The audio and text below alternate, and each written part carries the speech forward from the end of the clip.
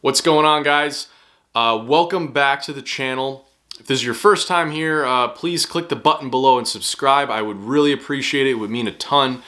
But today I'm going to be talking about ways in which you can save 50% of your income. And these ways are really just ways that are going to help you do that, and ways in which you can just look at your financial situation right now and see where you can improve and where you can cut down on certain things. So that leads into my first point, which is know your expenses. I mean, this is really the biggest thing for everyone. Is we all have different expenses every month.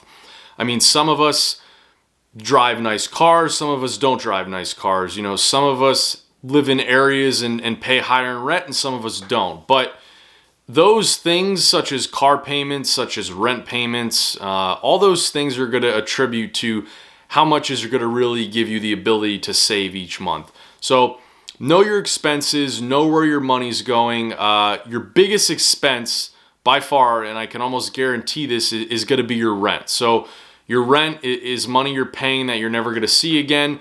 Obviously, there's of those of you out there that you know that you own a home and you pay a mortgage each month, and that's great, and you're paying down principal and you're building equity in a house, which is a good thing. But I can almost guarantee you 99% of you watching this, your biggest payment each month is going to be your rent. So know if you can cut down on that. You know which areas you can improve upon that. Maybe it's living with people, maybe it's living in an area that you might not like to, but then you realize you can save a lot more money. And I don't know, whatever your situation is, just look at it, look at your expenses, and see where you can improve on those expenses.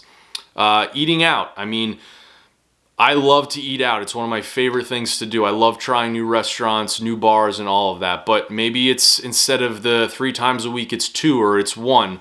Obviously right now with everything going on in the world, a lot of you are probably saving a lot of money, I hope. But just look at where you're spending your money each month and track that.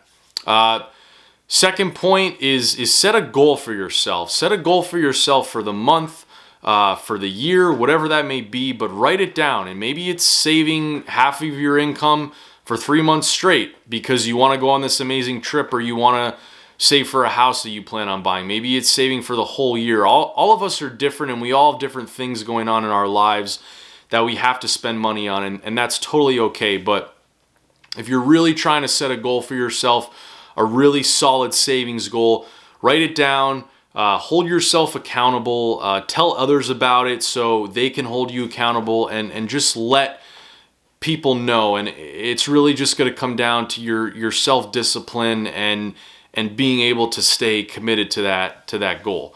My third point is maximizing your income. So someone once told me that you can only save so much each month if you have the same income coming in every month, right? That makes sense. Now, you can cut down on expenses, which is really great, and you can cut down, but you're going to reach a certain point where it's just not healthy, right? Like you want to live in a nice area in a city, right? And you could cut down on expenses and rent, like I said, but there's only so much you can cut down on after time, right? But maximizing your income, increasing your income, there's no limit to that, right? I understand certain professions, there is a limit, and I totally get that, but I think we live in a world today where a lot of people, they have part-time jobs aside from their full-time job.